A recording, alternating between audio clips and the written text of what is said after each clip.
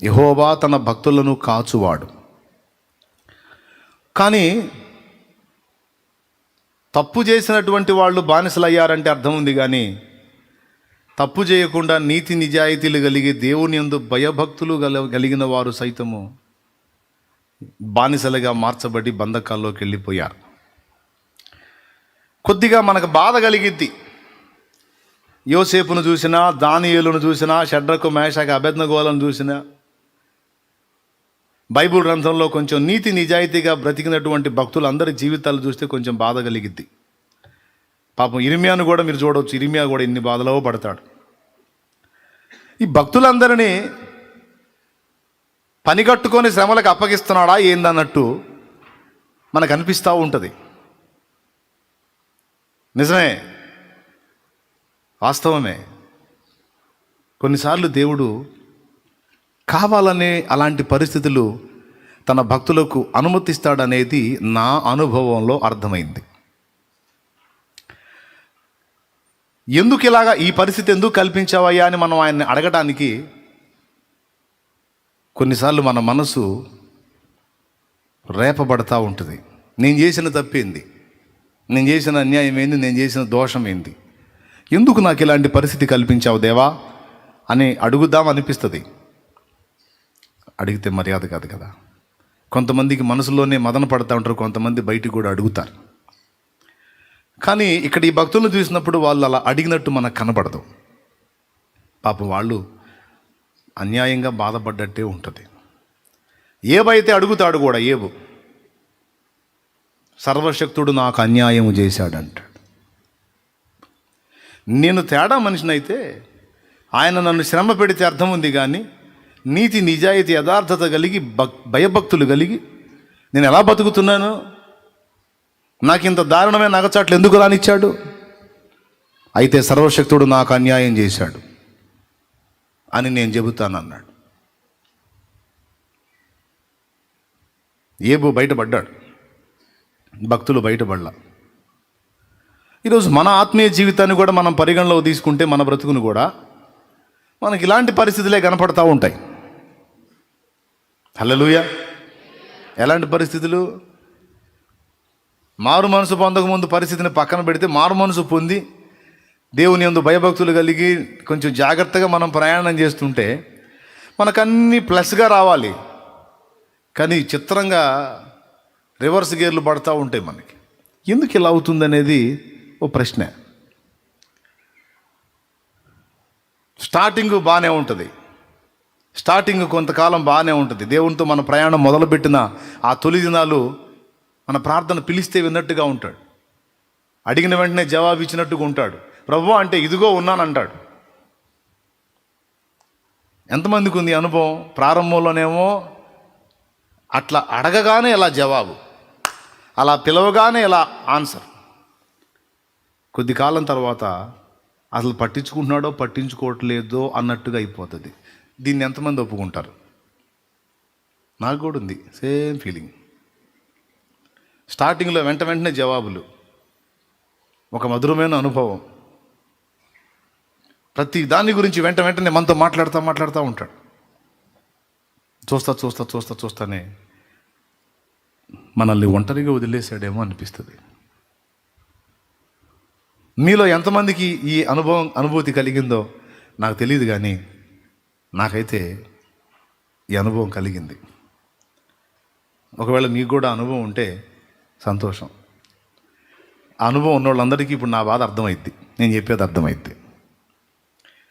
యేసు ప్రభుతో జీవితం మొదలుపెట్టినప్పుడు ఆయన నీతో వ్యవహరించిన తీరు వేరు, సంవత్సరాలు గడిచే కొద్దీ ఆయన వ్యవహరిస్తున్న తీరు వేరు. అంటే మనం అనుకుంటాం మనలోనే ఏదో మార్పు వచ్చింది, అందుకే అట్లాగ అయిపోయాం. దేవుడు ఎందుకు మారతాడు? దేవుడు మారడు. నిజమే, కొన్నిసార్లు ఆ ప్రసంగాలు కూడా చేసుకున్నాం. దేవుడు మారడు, మారితే మనమే మారతాం. నిజంగా దేవుడు మారడు, అది తిరుగులేదు. కానీ కొన్నిసార్లు దేవుడు మారడు, కానీ కొన్నిసార్లు మనతో ఆయన ఉన్నట్టు కొన్నిసార్లు ఉండడు అనేది అర్థమైంది నాకు. చెప్తా, అదంతా చెప్పి ముగిస్తా. సంతోషంగా స్తోత్రం చెప్పండి. హల్లెలూయా. ఒకే ఒక్క వచనాన్ని బైబిల్లోంచి తీసుకొని బోలెడంత ఆత్మీయ పాఠం నేర్చుకోవచ్చు. ఒక వచనాన్ని మనం తీసుకొని ధ్యానిస్తే ఎంతో సారము మనకు దొరుకుతుంది. అలాంటి జీవ గ్రంథం బైబిల్ గ్రంథం. సరే, ఆ మ్యాటర్ పక్కన పెడదాం, పాయింట్కి వద్దాం.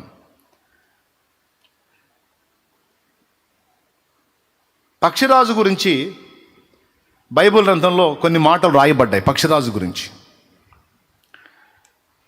ఆ మాటలన్నిట్లో ఒకటి, పక్షిరాజు తన పిల్లల క్రింది గూడును రేపుట అనే మాట. ఎంతమందికి తెలుసు పక్షిరాజు తన పిల్లలున్న గూడు రేపుతుంది అని? గూడు రేపటం అంటే ఏంటి? తన పిల్లలున్న గూడు రేపటం అంటే ఏంటి? అదేంది? ఒక్కొక్క పుల్ల తెచ్చి గూడు కట్టింది ఎవరు? గూట్లో పిల్లల్ని నిర్మించింది ఎవరు? అదే గూట్లో అంతకాలం పిల్లలకు ఆశ్రయం ఇచ్చి పోషించింది ఎవరు?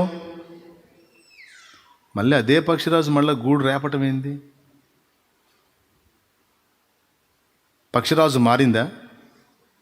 గూడు కట్టింది తానే, పిల్లల్ని పెట్టింది తానే, పిల్లలకు ఆహారం పెట్టింది తానే, అన్ని కాలాల్లో పిల్లలకు భద్రంగా తన రెక్కల చాటు చేసి కింద గూడు పైన రెక్కలు ఎండ వాన చలి ఏవి తగలకుండా వాటిని అద్భుతంగా కాపాడుకుంది తనే. మళ్ళీ ఇప్పుడేంది? గూడు రేపి పిల్లలు కింద పడిపోయేటట్టు పిల్లల్ని ఒంటర్లుగా చేయటం ఏంటి? దేవుడు తనను తాను కొన్నిసార్లు పక్షిరాజుతో పోల్చుకున్నాడు. పక్షిరాజు తన రెక్కల మీద పిల్లలను మోసినట్టు నేను మిమ్మును మోసి తిని, గ్రద్ద రెక్కలపై నేను మిమ్మును మోసి తిని అన్నాడు.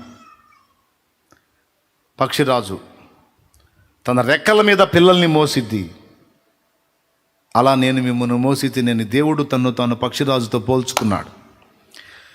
కాబట్టి పక్షిరాజు గూడు రేపుట, దేవుడు కావాలనే కొన్నిసార్లు మనల్ని ఒంటరులుగా చేయుట దగ్గర సంబంధం ఉన్న సంగతి.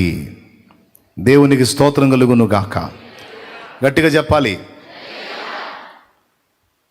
పక్షిరాజు చూడండి, అదిగో స్క్రీన్ మీద తెలుసు కదా మీకు, రైట్, పెద్ద రెక్కలు.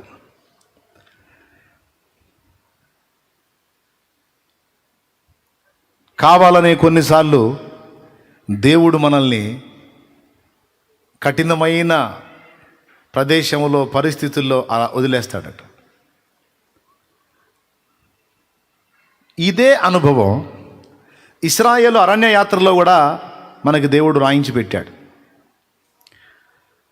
ఇశ్రాయేలు ఐగుప్తు నుంచి బయటికి వచ్చినప్పుడు ఎర్ర సముద్రం దగ్గర వారంతా ఆగారు. వెనక పక్క నుంచి ఐగుప్తీయులు తరుముతా వస్తున్నారు. ముందుకు వెళ్ళడానికి ఎర్ర సముద్రం అడ్డుగా ఉంది. మధ్యలో వీళ్ళందరూ మోషేని సనగటం మొదలుపెట్టారు. మీకు అందరికీ తెలిసిందే, ఐగుప్తులో మనందరం సస్తే సమాధులు సరిపోవు, ప్లేస్ చాలదని సముద్ర తీరానికి తెచ్చాడు ఈ మోషే అనువాడు. ఇక్కడైతే ఎంతమంది నేను బూడిచిపెట్టవచ్చు ఇసుకలో, అందుకని తెచ్చాడు. మనందరినీ చంపుటకే తెచ్చాడు అని అందరూ కలిసి తలా ఒక మాట మోషేనని గందరగోళం అయిపోయారు. అప్పుడు మోషే ఒక మాట అన్నాడు, నేడు మీరు చూచుచున్న ఐగుప్తీయులను ఇక మీదట మీరు చూడరు. మీరు ఊరకనే నిలుచుండి యెహోవా మీ పక్షమున చేయు యుద్ధమును చూడుడి. ఆయనే మీ పక్షమున యుద్ధము చేయును, మీరు యుద్ధం చేయాల్సిన అవసరం లేదన్నాడు. జస్ట్ మీరు ఊరక నిలుచుండి చూడుడి. చూద్దామా నిర్గమాకాండం, ఆ ఒక్క ముక్క చూడండి బైబిల్లో. నిర్గమాకాండం 14వ అధ్యాయము 13వ చదువు తల్లి. అందుకు మోషే, భయపడకుడి, యెహోవా మీకు నేడు కలుగచేయు రక్షణను మీరు ఊరక నిలుచుండు చూడుడి. మళ్ళీ చదువమ్మా. అందుకు మోషే, భయపడకుడి, యెహోవా మీకు నేడు కలుగచేయు రక్షణను మీరు ఊరక నిలుచుండి చూడుడి. మీరు నేడు చూచిన ఐగుప్తులను ఇక మీదట మరి ఎన్నడూను చూడరు. యెహోవా మీ పక్షమున యుద్ధము చేయును, మీరు ఊరకయే ఉండవల్లని ప్రజలతో చెప్పెను. అద్దుగో, ఇది ఒక అనుభవం. యెహోవాయే మీ పక్షమున యుద్ధము చేయును, మీరు జస్ట్ ఊరకయే నిలుచుండి చూడుడి అంతే. మీరు ఊరక నిలుచుండి చూడవలెను అంతే, నువ్వు యుద్ధమాడే అవసరం లేదన్నాడు. మన ఆత్మీయ జీవిత ఆరంభపు మెట్టిది. లోకములో నుండి మనల్ని ప్రత్యేకించిన తరువాత మన ప్రారంభ దినాల్లో ఎలా ఉంటుందంటే, దేవుడు మనకు తోడై ఉండి ప్రతి సమస్యకు వెనువెంటనే జవాబులు ఇస్తూ, ప్రతి విజ్ఞాపనకు తక్షణమే స్పందిస్తూ, ప్రతి భయాన్ని మన నుండి వెళ్ళగొట్టి ధైర్యాన్ని, ఆనందాన్ని, ఉత్సాహాన్ని, సంతోషాన్ని ఎట్లా అంటే అట్లా. వివాహమైన తొలి రోజుల్లో భార్యను భర్త ఎట్లా చూసుకుంటాడో అట్లా. ఏం చేయనీడు, ఏమన్నా చేయనిస్తాడా? బోరింగ్ దగ్గరికి వెళ్ళి నీళ్లు తీసుకొస్తానండి అని పోయింది అనుకో, హే పిచ్చా నీకు, నేను లేనా, నాకు చెప్పొచ్చు కదా. అది గట్టిగా ఉంటుంది ఆ బోరింగ్ కొట్టాలంటే, ఎంత కష్టం అనుకున్నా నేను కొట్టి తీసుకొస్తా. నాకు ఫలానాది కావాలి, వెళ్ళి తెచ్చుకుందాం అనుకుంటున్నా, నీకు పిచ్చా, అంత గందరగోళంగా ఉంటుంది అక్కడ, నువ్వెందుకు, ఏం కావాలి చెప్పు, నేను పోయి తెస్తా అంట. అసలు ఏమీ చేయనీడు, పిచ్చిది మురిసిపోతూ ఉంటుంది. మా ఆయనకి నేనంటే ఎంత ఇష్టమో, అసలు నన్ను ఏమీ చేయనీయుడు, పక్క వాళ్ళకి తెగ చెప్పి ఎగిరెగిరి చెప్పిద్ది. పక్క వాళ్ళు సీనియర్లు ఏమో జూనియరు, ఆ సీనియర్కి జూనియర్ చెప్పిద్ది. పక్క సీనియర్ వేదన పడుతూ ఉంటుంది, మా దుర్మార్గుడు నన్ను ఇట్లా టార్చర్ చేస్తున్నాడు, నన్ను ఇలా చేస్తున్నాడు, అలా చేస్తున్నాడు అని సీనియర్ జూనియర్ చెప్తే జూనియర్ అంటుంది, మా ఆయన అట్లా కాదు, అసలు నన్ను ఏమీ చేయనీడని మురిసిపోతూ ఉండదు.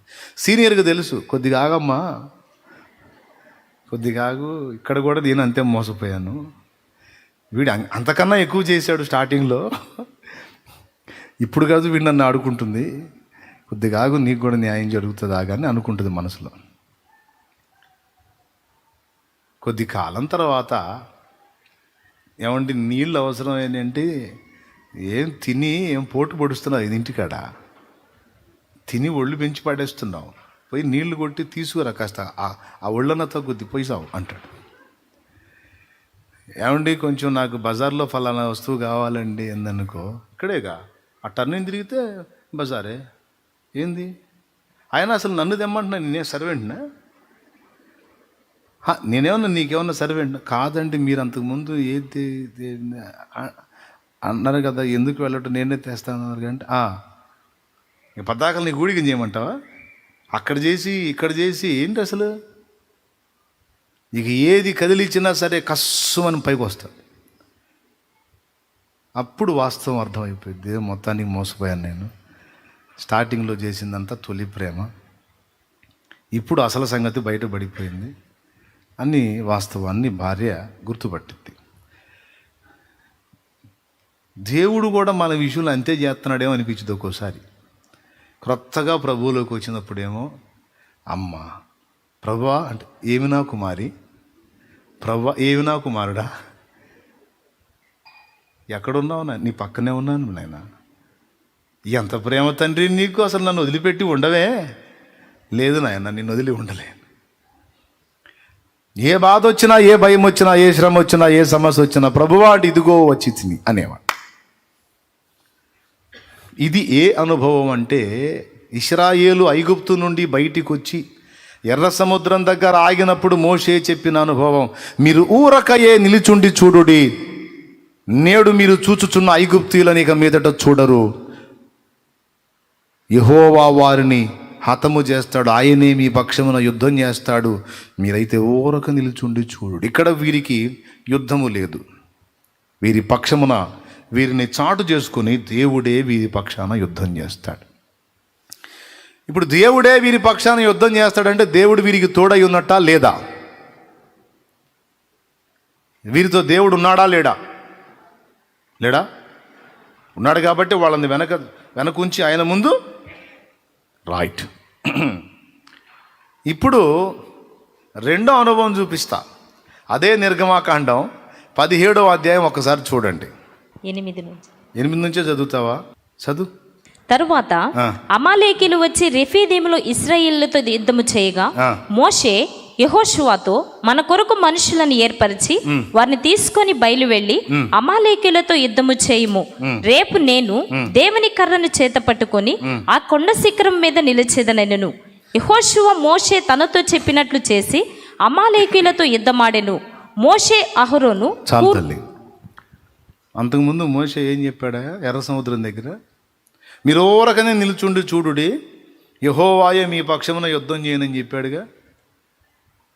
2 సార్లు చెప్పాడు, మీరు ఊరకయ్యే నిలుచుండి చూడవలెను. 2 సార్లు చెప్పాడు ఆ మాట. ఎందులో? 14వ అధ్యాయంలో. జస్ట్ 2 అధ్యాయాలు దాటి వచ్చామండి. 17వ అధ్యాయం దగ్గరికి వచ్చేటప్పటికి చూడండి, అయ్యా యెహోషువా, మనాళ్ళలో కొంతమంది సమూహాన్ని తీసుకొని ఆ అమాలేకోళ్ళు ఉన్నారు కదా, ఆ లేకోళ్ళతో యుద్ధం చేయయ్యా, దరిద్రులు వచ్చారు. అప్పుడు యెహోషువ అడిగేతుండే, అయ్యగారు ప్రారంభంలో ఏం చెప్పారు మీరు? యెహోవాయే మన పక్షమున యుద్ధము చేయును, యెహోవాయే మన పక్షమున యుద్ధము చేయును, మీరు ఊరకయ్యే నిలుచుండి చూడవలెను అన్నారు కదా. ఇప్పుడు ఆ యెహోవా ఏమాయను? మనము యుద్ధము చేయుట ఎలా అని అడగవద్దా? యెహోషువ కూడా అడగల, మోషే కూడా ఆ విషయం చెప్పాల. అప్పుడు ఆయనే యుద్ధం చేశాడు, ఇప్పుడు మనమే యుద్ధం చేయాలి. ఎందుకు? ఏమయ్యాడు ఆయన? చెప్తా వినండి. దేవుడు మనల్ని ఎలా కోరుతున్నాడు, ఆశిస్తున్నాడు అంటే,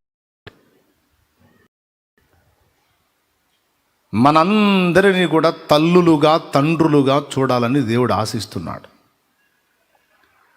ఒకప్పుడు మన అమ్మగారి కుటుంబంలో ఉన్నప్పుడు మనం పిల్లలం. మాది ఫస్ట్ పాక, ఇప్పుడైనా రేకులు అనుకోండి, పూరి పాక, పొడవైన పాక. వర్షపు జల్లు ఒక్కోసారి మధ్యరాత్రి స్టార్ట్ అయ్యి జోరున పడతా ఉంటే ఇల్లు కారుతూ ఉంటుంది. ఇల్లు కారుతూ ఉంటే మేము మంచం దిగం. ఎక్కడైతే నీళ్లు కారుతున్నాయో అక్కడ మంచాలు ఉంటే మంచాలని మా అమ్మ నాన్న పక్కకు నెట్టేసి నీళ్లు కారని ప్రదేశంలో మాకు మంచాలు సిద్ధపరిచి ఆ మంచాల మీద మమ్మల్ని ఎక్కించి, మా అమ్మ మా నాన్న ఏం చేసేవాళ్ళు తెలుసా? మా నాన్న ఆ జామున నడికొప్పు ఎక్కేవాడు. నడికొప్పు, ఇల్లు పైకప్పు ఎక్కుతాడు. మా గేదెలు ఉన్నాయి కదా, ఎండుగడ్డి, వరిగడ్డి ఉంటుంది. ఆ వరిగడ్డి వాము ఉంటుంది, గడ్డి వాము. అందులో వరిగడ్డి ఏమంటారు వాటిని, పనుల చుట్టూ ఉంటాయి, కట్టలు కట్టు ఉంటాయి వరిగడ్డి మోపులు. 4-5 మోపులు తెచ్చి అక్కడ వేసి మా అమ్మకు అందుబాటులో వేసి, నేను పైకి ఎక్కుతాను, నాకు పైకి ఇవ్వమని. అది మధ్యాహ్నమా, సాయంత్రమా, ఉదయమా, మధ్యరాత్రి అన్న భేదం లేదు. ఎప్పుడు వర్షం పడి నీళ్లు గారితే అప్పుడు ఆయన పైకి అప్పెక్కటం, మమ్మేమో ఆ గడ్డిని, మోపుల్ని పైకి విసరటం. ఇక మా నాన్న అదంతా తీసుకొని చక్కగా ఎక్కడైతే నీళ్లు గారుతున్నాయో అక్కడ ఎత్తుగా వేసి, అక్కడ నీళ్లు పడకుండా చేసి, లోపల నీళ్లు గారకుండా చేసి, మళ్ళీ మా మంచాలు యథాస్థితికి రప్పించి ప్రశాంతంగా వదిలేసేవాళ్ళు. కుటుంబము, ఒక ఫ్యామిలీని రన్ చేయడానికి తల్లిదండ్రి ఏ విధంగా నడుం కట్టుకుంటారో, ఎలాంటి అనుభవంతో బిడ్డల్ని తీసుకొస్తారో, అలాగే మనకు కూడా ఒక దశ ఉంది. ఇప్పుడు మాకే బాధ లేదు, వానబడ్డా మాకే బాధ లేదు, హాయిగా ఏముంది. ఆ పక్కకు కూడా వాళ్ళే లాగుతారు, మంచాల పక్కకు లాగటం కూడా వాళ్ళే. మంచిగా కూర్చోవటమే, దుప్పట్లు ఇస్తారు, కప్పుకోవటం వెచ్చగా. చలిగాలి కొడతా ఉంటే మేము వెచ్చగా, మా అమ్మేమో గడ్డి మోపులు పైకేస్తూ ఉంటే మా నాన్న అంతా కప్పుతూ ఉంటాడు. ప్రశాంతంగా కూర్చొని చూస్తూ ఉంటాం, మాకేం ఫికర్లేదు. ఎందుకు? పిల్లలం. అయితే కొద్ది కాలం తర్వాత ఇప్పుడు వాళ్ళ పని అయిపోయింది అనుకుందాం. ఇప్పుడు పైకెక్కి కప్పటానికి మయ్యలేడు, అందియటానికి మా అమ్మ పని కూడా అయిపోయింది అనుకుందాం. ఇప్పుడు ఒకవేళ అదే ఇంట్లో ఉంటే ఇప్పుడు ఎవడు కప్పాలా? రైట్? ఇప్పుడు తండ్రి ప్లేస్లోకి నేను వచ్చాను, తల్లి ప్లేస్లోకి నా భార్య వచ్చింది, నాకు ఒక కుటుంబం ఏర్పడింది. ఇప్పుడు నా పిల్లలు కదలకుండా కూర్చుంటే ఇప్పుడు నేను ఎక్కి, దేవునికి స్తోత్రం కలుగును గాక, హల్లెలూయా. ఒకప్పుడు నేను పిల్లని అదే ఇంట్లో, ఇప్పుడు నేనే పెద్దనై అందులోని పిల్లలకు భద్రతనివ్వాల్సిన పరిస్థితి. మనందరినీ దేవుడు ఏ మెట్లో చూడగోరుతున్నాడు అంటే తండ్రులుగా, తల్లులుగా, అనేకులను ప్రభావితం చేసేటువంటి వ్యక్తులుగా మనల్ని చూడగోరుతాడు దేవుడు. ఇలా చేయడానికి ఇప్పుడు మా నాన్న ఉన్నాడు, మధ్యరాత్రి అయినా వర్షం పడితే కప్పెక్కి కప్పాడు అన్నాను పైకెక్కి. మా తాత ఉంటే, మయ్యకు తోడు మా తాత ఉంటే మయ్యెక్కుతాడా, తాతను ఎక్కిస్తాడా? నేను అక్కడ కూర్చుంటే ఇంకో మంచం మీద మయ్య కూర్చుంటాడు, ఇక మా తాత ఎక్కుతాడు కప్పు పైకి, ఎందుకంటే ఇప్పుడు ఆయన మొయ్యాల బరువు. కాబట్టి ఇల్లు మా నాన్నే కప్పునట్లు మా తాత మా నాన్నని ఒంటరిని చేసి వెళ్ళిపోయాడు. ఇప్పుడు ఆయన కప్పకపోతే ఆయన పిల్లలకు దిక్కు లేదు. నా తండ్రి తన బాధ్యతలు నెరవేర్చినట్లు ఆయన తండ్రి అతనిని ఒంటరిని చేయాల్సి వచ్చింది. నేను బాధ్యతలు నెరవేర్చినట్లు నా తండ్రి నన్ను ఒంటరిని చేసి వెళ్ళాల్సి వచ్చింది. మన దేవుడు కూడా అంతే. మనం పద్దస్తమానం పిల్లలుగా ఉంటే పిల్లలుగానే మనల్ని చెక్కుకుంటూ అలానే ఉంచాలనుకోవటంలా దేవుడు. ప్రారంభ దశ పిన్న దశ కాబట్టి అప్పుడు నీకేం అవగాహన లేదు కాబట్టి నీ పక్షాన నేను ఉంటా. ఒక అంతస్తులోకి వచ్చిన తర్వాత ఖచ్చితంగా నిన్ను ఒంటరిగా వదిలేస్తా. వినండి, నిన్ను ఒంటరిగా వదిలేస్తా. నాకు ఇష్టమైతే జవాబిస్తా, లేకపోతే లేదు. నువ్వే ఈదుకొని రావాలి. సింపుల్గా చెప్పాలంటే నిన్ను తీసుకెళ్ళి ఏట్లో వేస్తా. బతికి ఎదురెత్తావో సచ్చి కొట్టుకుపోతావో తేల్చుకుంటా. మళ్ళీ చెప్పేదా, నిన్ను తీసుకెళ్ళి ఏట్లో వేస్తా. ఏటి నీళ్లు పారుతూ ఉంటాయి. బతికి ఏటికి ఎదురీదుతావో చచ్చి కొట్టుకుపోతావో తేల్చుకుంటా. తప్పదు, నిన్ను ఒంటరిని చేయాల్సిందే. ఎందుకు నాయనా అంటే నీలో కొన్ని విషయాలను నేను చూడగోరుతున్నాను, నీలో కొన్ని సంగతులు వ్యక్తపరచబడగోరుతున్నాను నేను, అందుకు చేస్తాను ఆ పని. దేవునికి స్తోత్రం కలుగునుగాక, హల్లెలూయా. అందులో మొట్టమొదటి లక్షణం ఏంటంటే, ఇలా మనల్ని ఒక దశలోనేమో అన్నీ సపోర్ట్ చేసి అండగా నిలిచి, మరో దశలో మనల్ని ఒంటరితనంలోకి నెట్టేయటం వెనక ఆంతర్యం ఏంటంటే, మన జాతిని నిర్ధారిస్తాడు. అక్కడ మన జాతిని నిర్ధారిస్తాడు. నంబర్ 1 రాసుకోవచ్చు, జాతి నిర్ధారణ కొరకు. దేవునికి మహిమ. జాతి నిర్ధారణ అని నేను ఎందుకన్నానో తెలుసా? ఒక కారణం ఉంది. మరి ఎవరు నాకు నెమలి పిల్లల్ని తెచ్చి ఇచ్చారు. నెమలి, మన జాతీయ పక్షి నెమలి పిల్లల్ని తెచ్చి ఇచ్చారు మన సహోదరులు, బుడ్డ పిల్లలు. నెమలిని బంధించకూడదు, ఫ్రీగా ఉంచాలి. నెమలిని బంధిస్తే కేసు, అటవీ శాఖ వాళ్ళు ఇబ్బంది పెడతారు. అందుకని ఆ నెమలి పిల్లల్ని చక్కగా గింజలేసి మంచిగా వాటిని ఫ్రీగా వదిలేసి, ఇక్కడే తిన్నాయి, ఇక్కడే తిరిగినాయి. నాటుకోడి దాంతోపాటు పెరిగిన పిల్లలు ఇవి. ఆ కోడి కింద ఈ నెమలి గుడ్లేస్తే అది ఆ నెమలి పిల్లల్ని పొదిగింది, పిల్లల్ని చేసింది. పొదిగిందేమో నాటుకోడి పెట్ట, గుడ్లేమో నెమలి గుడ్లు, పిల్లలైనాయి. ఇప్పుడు తల్లి ఎవరు అనుకుంటే? కోడి అనుకుంటే దాని వెంట తిరుగుతున్నాయి. ఆ కోడితో సహా ఈ పిల్లల్ని తీసుకొచ్చి ఇచ్చారు. కోడికి వాటికి అసలు సంబంధం లేదు, వాటితో తిరుగుతుంది. 2 పిల్లలు దాంతో తిరుగుతున్నాయి. సరే, ఇక ఆ కోడి ఎక్కడ కూర్చుంటే అక్కడ కూర్చుంటాయి. అది దిగితే ఇది దిగుతాయి, అది ఎక్కితే ఇవి ఎక్కుతాయి. మళ్ళీ పర్సనాలిటీలు తేడా. ఆ కోడేమో ఇంతే ఉంటుంది, ఏమో సైజులు ఉంటాయి.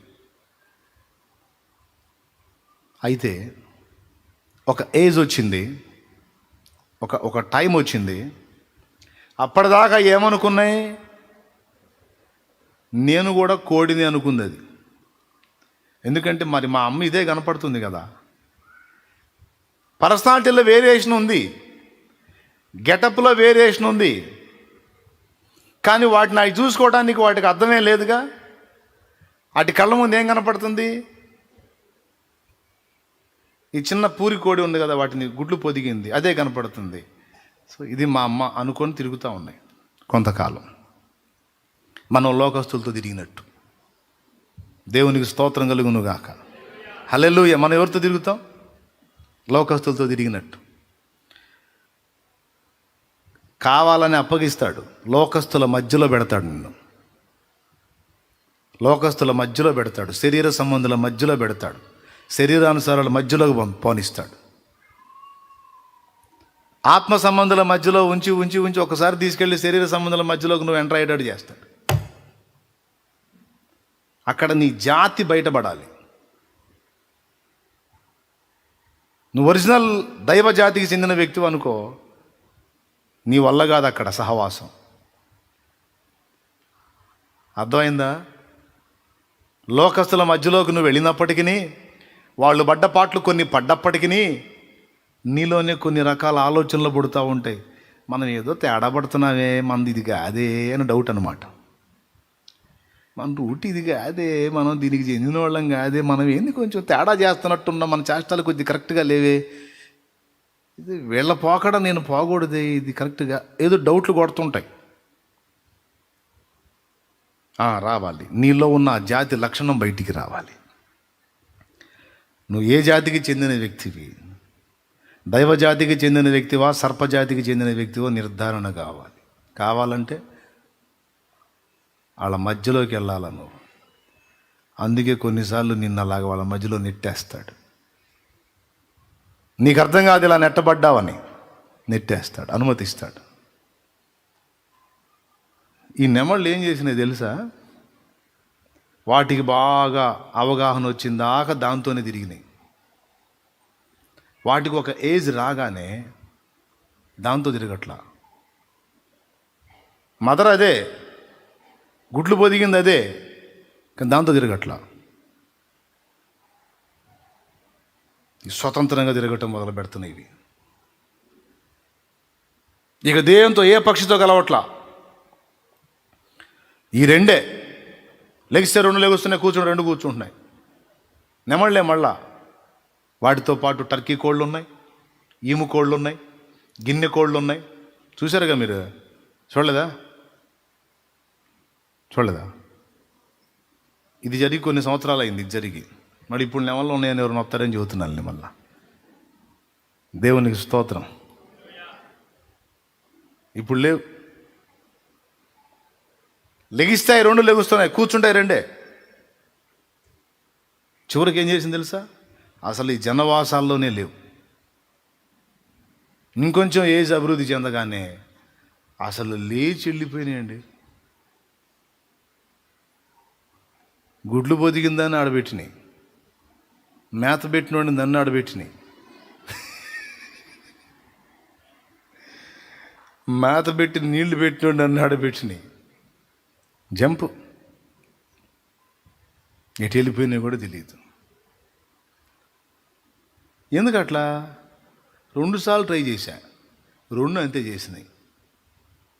ఒకసారి తెస్తే అవి కూడా ఒక ఏజ్ రాగానే జంపు. మీకు కూడా తెలుసు అనుకుంటా, నెమళ్ళు కొంచెం పెద్ద అయితే ఉంటాయా? ఎంతమంది తెలుసు? మరి తెలియనట్టు చూస్తారు ఇది. నాకు వెళ్ళి చాలామంది తెలుసు కదా. మనం తీసుకొచ్చి గుడ్లు పొదిగించి పిల్లలు చేసి ఆ కుంపట్లో నుంచి నువ్వు పెంచుకొచ్చినా ఒక ఏజ్కి రాగానే అవి ఏంటో వాటికి అర్థమైతే ఉండవిక. ఇంకొకటి ఉంది ఇందులో, ఇంకొక సమస్య ఉంది. అవేంటో వాటికి అర్థం కావడానికి ఇక్కడ సమీపంలో కొన్ని పొలాలు ఉన్నాయి. ఆ పొలాలలో దూరంగా సాయంత్రం వేళ నిశ్శబ్దంలో దాని జాతి కోతేస్తూ ఉంటాయి. ఆ స్వరం ఎక్కడైతే తగిలిద్దో ఇవి లేచి ఆ దిశగా పోతాయి. ఇక అద్దుగో నా జాతి అది అని. హల్లెలూయా. అది మన జాతి. ఆ స్పర్శ ఉంటుంది కదా లోపల. బీజం అదేగా, సర్పబీజం కాదు, దైవ బీజం. దేవుని వాక్యమును అక్షయ బీజము వలన మీరు పుట్టింపబడిన వారు. పరిశుద్ధుడగు వాని బీజము మీలో ఉంది. అది ఉందో లేదో నిర్ధారణ చేసుకోవటానికి నిన్ను కోళ్ళ మధ్యలో పెడతాడు. నాటుకోళ్ళు, పూరి కోళ్ళు ఉంటాయి, దెబ్బల మీద తిరిగే కోళ్ళు, వాటి మధ్యలో పెడతాడు, అనుమతిస్తాడు. ఇక్కడ నీ జాతి లక్షణం బయటకు వచ్చింది. దేవునికి స్తోత్రం కలుగునుగా. అసలు నువ్వు ఏ జాతికి చెందిన వ్యక్తివో నిర్ధారణగా అది నీ ఒంటరితనంలోనే నీకు తెలుస్తాడు. నీకు ఒక స్వతంత్ర జీవితాన్ని ఇచ్చి స్వేచ్ఛని ఇచ్చినట్టు, నిన్ను వదిలేసినట్టు చేసి. అందుకే భక్తులు వాడుకుంది, ఏంది నాయనా నన్ను ఒంటరిని చేసావి ఏంది ప్రభా అని కొంతమంది భక్తులు పాడారు కదా. ఒంటరి గూవనై పాడాడా? ఒంటరినై తోడు లేక పాడాడా? దురవస్థలలో ఒంటరి పాడాడా? ఎన్ని రకాల పాటలు ఈ ఒంటరి పాటలు ఏందయ్యా? మొదటి కారణం చెప్పాను, దేవుడు ఎందుకు ఒంటరితనంలోకి నెట్టేస్తాడు, వదిలేసినట్టు ఎందుకు చేస్తాడంటే నిన్ను తండ్రిని తల్లిని చేయటానికి, నీకు బాధ్యత అవ్వటానికి. అర్థమైందా? నువ్వు పెద్ద మనిషిగా వ్యవహరించడానికి. అమ్మా నాన్న మనం ఏది పడితే చేయటానికి ఒప్పుకోరు, కంట్రోల్ చేస్తారు. ఎందుకంటే అనుభవాలు, ఏది చేస్తే ఏం జరిగిద్దో అన్ని అనుభవాలు, అవగాహన పొందారు కనుక వాళ్ళు మనల్ని. ఇప్పుడు మా అమ్మ ఉంది, మా అమ్మ మా నాన్న 6గురిని అన్నారు. ఒక్కొక్కరు 2 కాడికి లెక్కేయండి. పెద్ద అక్కకి 3, రెండో అక్కకి 2, మూడో అక్కకి 3, నాలుగో అక్కకి 3. ఆ పిల్ల బ్యాచ్ ఎంత? సరే 4 అక్కలకి 4 3 12 వేయండి. రెండో ఆమెకి 2, ఒకరిని తీసేయండి 11 అక్కడ సంఖ్య. ఎవరు? 4 అక్కలు, వాళ్ళకి 11 మంది పిల్లలు. కలపండి ఎంత సంఖ్య వచ్చింది? 11 ఈ 4 15. ఓకేనా? ఇక మేము ఒక 2, 15 2 17. మాకు మా అన్నయ్యకి 3, నాకు 2, 5. 17 5 21 22. అచ్చంగా పిల్లల వరకు మా వరకు తీసుకుంటేనే అమ్మా నాన్న మేము మొత్తం 22. అమ్మా నాన్న ఈ 22 శాల్తీలు వాళ్ళ సంబంధమైనవి. ఇక అల్లుళ్ళు కోడళ్ళని ఎంటర్ చేయలే నేను. స్తోత్రం. అర్థమైందా? వాళ్ళు అవుటర్స్ కాబట్టి వాళ్ళని ఎంటర్ చేయలే. మా వరకే 22 మంది. దేవునికి మహిమ. ఇప్పుడు మా అమ్మ దేవుని కృప వల్ల ఇంకా సజీవంగానే ఉంది. మా అయ్య వెళ్ళిపోయాడు చీదరబుట్టి. అంటే మా అమ్మ మీద కాదులే, ప్రపంచం మీద చీదరబుట్టి వెళ్ళినట్టు. ఇప్పుడు మా అమ్మ సంతానం 4 ఆడపిల్లలు అయితే, ఆ ఆడపిల్లలకు పిల్లలు అయితే, ఆ పిల్లలకు పిల్లలు అయినారు. ఇప్పుడు మొత్తం అందరినీ లెక్కేస్తే 40 చిల్లర వచ్చారు. ఇంతమందికి తల్లి ఎవరు? అమ్మ. ఒకవేళ మా అమ్మకి ఇంకా దేవుడు దీర్ఘాయువు ఇస్తే వాళ్ళ పిల్లల్ని కూడా చూసే అవకాశం ఉందనుకోండి, ఇక డబుల్ అవుతూ ఉంటుంది సంఖ్య. అర్థమైంది? ఇంకా డబుల్ అయిపోతూ ఉంటుంది. అట్లాగా వెనకటి పెద్దోళ్ళు ఒక్కొక్కళ్ళు 60 మందిని 70 మందిని బ్యాచ్ మొత్తం నేసుకుని ముసలోళ్ళు 2 కూర్చొని ఉంటారు. మీకు తగిలారు ఎక్కడన్నా? పల్లెటూళ్ళలో పోయి చూడండి, మొత్తం కుటుంబాలు మొత్తం గ్యాదర్ చేసుకొని ఒక్కోసారి చిన్న ఫంక్షన్ పెట్టుకొని ఫోటోలు దిగుతూ ఉంటారు. మొత్తం వెనక పక్క సైన్యం అంతా ఉంటుంది, ముసలోళ్ళు ఇద్దరు ఉంటారు. అంటే అది ఇంత కుటుంబానికి ఈ ఇద్దరినే దేవుడు వాడుకున్నాడు. ఒక కుటుంబం మీరు గమనించినట్లయితే, ఒకవేళ ముసలోళ్ళకి 100 ఏళ్ల వరకు ఇచ్చాడు కాబట్టి ఏదో అయిపోతుంది, కానీ ఒక్కొక్కడికి 300-400 ఏళ్ళు కానీ సమయం ఇచ్చే పని అయితే ఒక్క ముసలోడు ముసలమ్మ వల్ల ఊరు తయారైద్ది.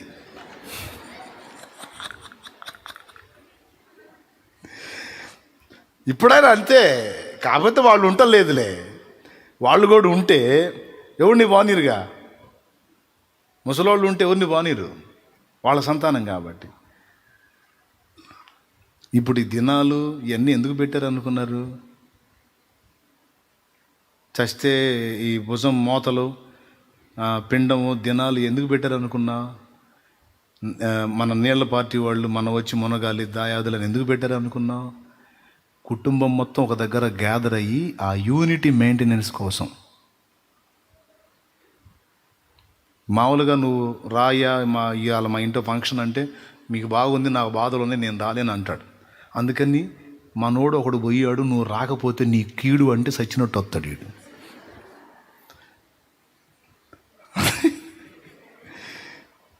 అర్థమైందా? నీకు అది ఇది, నువ్వు రాకపోతే నువ్వు పోతావు అన్నాడు అనుకో, సచ్చినట్టు వస్తాడు. ఎందుకు వచ్చిన గొడవ అని. సావుకు వస్తాడు, దినానికి వస్తాడు, అన్నిటికి వస్తాడు. ఎందుకని? గ్యాదర్ చేయటానికి, ఆ అనుబంధాన్ని కొనసాగించడానికి. ఎందుకు ఈ మాట చెప్తున్నానంటే, ఒక ఊరునే ఈరోజున్న ఊళ్ళు, ఈరోజున్న గ్రామాలు చాలా వరకు ఇద్దరి నుండి ఉత్పత్తి అయినటువంటి కుటుంబాలు చాలా ఉన్నాయి. దీన్ని అంతటిని ఎందుకు చెప్తున్నానంటే, ఒకవేళ వాళ్ళని దేవుడు ఉంచితే ఈ మొత్తాన్ని ఏలేటువంటి వాళ్ళు ఆ ఇద్దరే అవుతారు. అలాంటి కుటుంబంలో ఆదాము కుటుంబమే భూలోకం మీద ఉన్న మనుషులందరూ. ఈ కుటుంబం, భూమి మీద ఉన్న కుటుంబం మొత్తానికి పెద్ద ఎవరో తెలుసా? ఆదాము. ఇక్కడ ఏం జరుగుతుంది? ఒంటరిగా వదిలేసినందున కొడుకు కాస్త తండ్రి అవుతున్నాడు. తండ్రి లైన్లో ఉన్నంత వరకు కొడుకుగానే ఉంటాడు, పిల్ల చేష్టాలు చేస్తానే ఉంటాడు.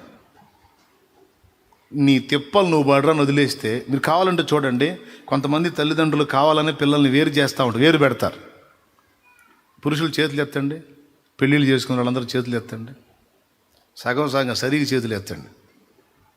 లేడీస్ కూడా మ్యారేజ్ లేని వాళ్ళందరూ చేతులు ఎత్తండి.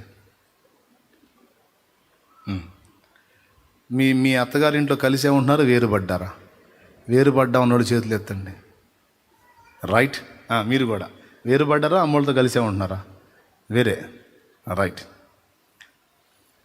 ఎందుకు వేరు? మీరు వేరుపడ్డారా? వాళ్ళే మిమ్మల్ని వేరు పెట్టారా? అది. ఎక్కువ శాతం మంది ముసలివాళ్ళే ఈ పిల్లల్ని వేరు పెడతా ఉంటారు. వేరు పెడతారు. ఎందుకు? సగం కారణమేమో కోడలు కొన్ని కుటుంబాల్లో, కానీ సగానికి పైగా కారణం కొడుకే. తల్లిదండ్రి చాలాసార్లు బాధపడతారు వేరే వాళ్ళతో చెప్పి. వీడేంది ఫ్యామిలీ మ్యాటర్ చెబుతున్నాడు అనుకోవాకండి. నేను చెప్పే ఈ లోతైన సంగతి మీకు ఈజీగా అర్థం కావటానికి చెబుతున్నా.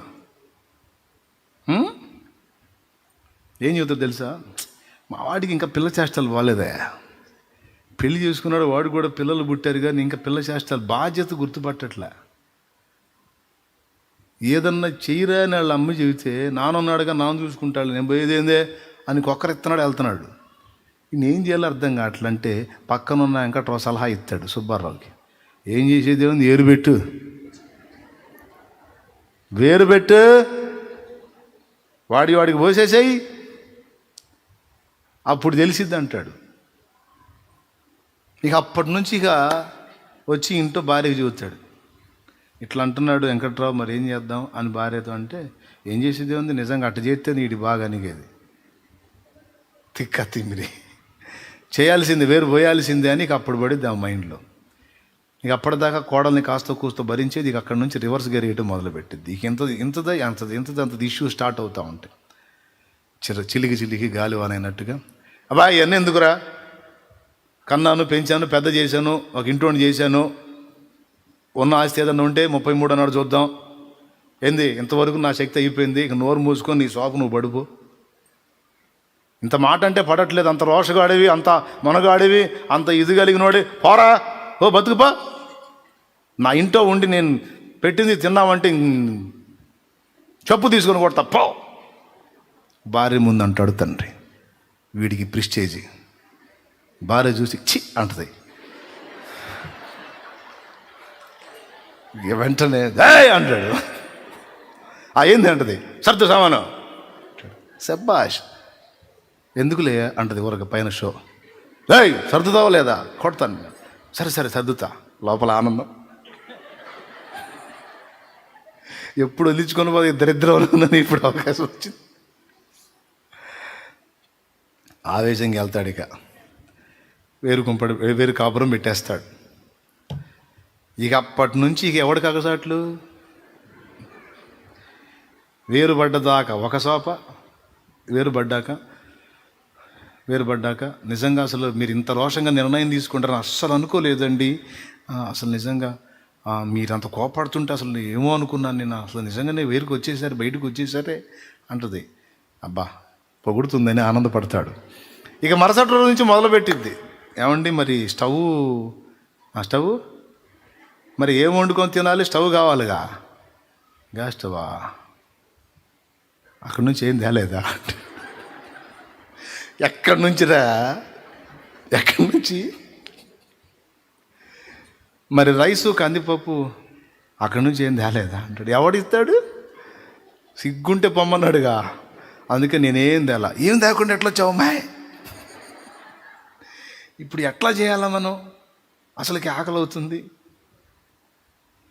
పోవటానికేమో తిట్టాడు, మొహం చల్లట్లా. అప్పుడు ఇక ఏ ఫ్రెండ్నో ఎవరినో పట్టుకొని తిరిగి ఇక తిప్పలు పడి అప్పుడు స్టార్ట్ అయింది ఇక వీడికి సినిమా.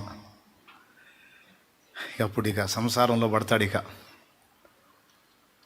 అంత ఆవేశపడి బయటకు వచ్చినోడికి ఎప్పుడైతే సొంత కాపురం పెట్టి సొంత కుటుంబం నడపడం మొదలు పెట్టాడో వాళ్ళ నాన్న గుర్తు రాని రోజు అంటే ఒక్కడు కూడా ఉండదు వాడికి. దేవునికి స్తోత్రం కలుగును గాక.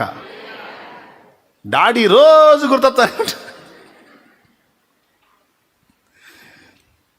పాల బిల్లు ఇంత, ఏంది నా సంపాదన అంతా పాలకే పోయేటట్టుంది. మా నాన్న ఎట్లా కట్టాడో.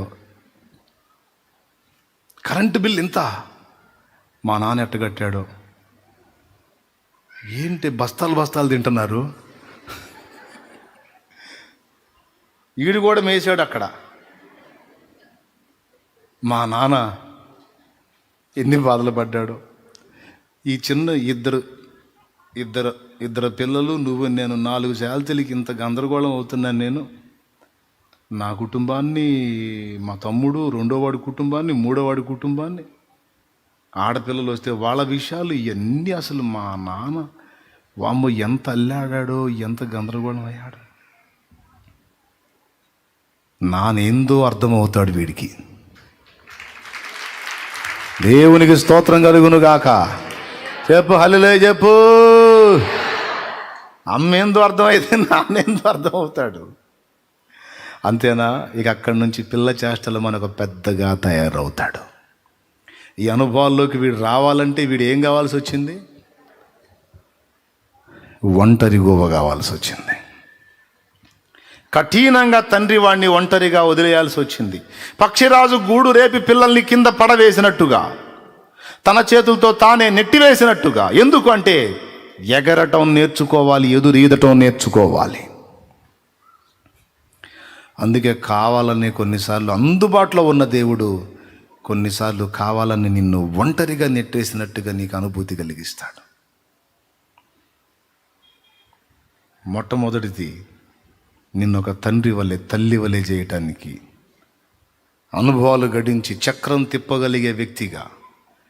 ఇక ఏం చేస్తాడు? అప్పటిదాకేమో తండ్రి నీడలో ఉన్నాడు. ఇక ఒంటరిగా కుటుంబాన్ని తానే పెద్దగా ఉండి అండగా ఉండి ఈదటం మొదలు పెడతాడు. ఇక్కడ ఒక నాయకుడు తయారవుతున్నాడు, ఒక నాయకురాలు తయారవుతుంది. అంతేనా? జాతి నిర్ధారణ కొరకు,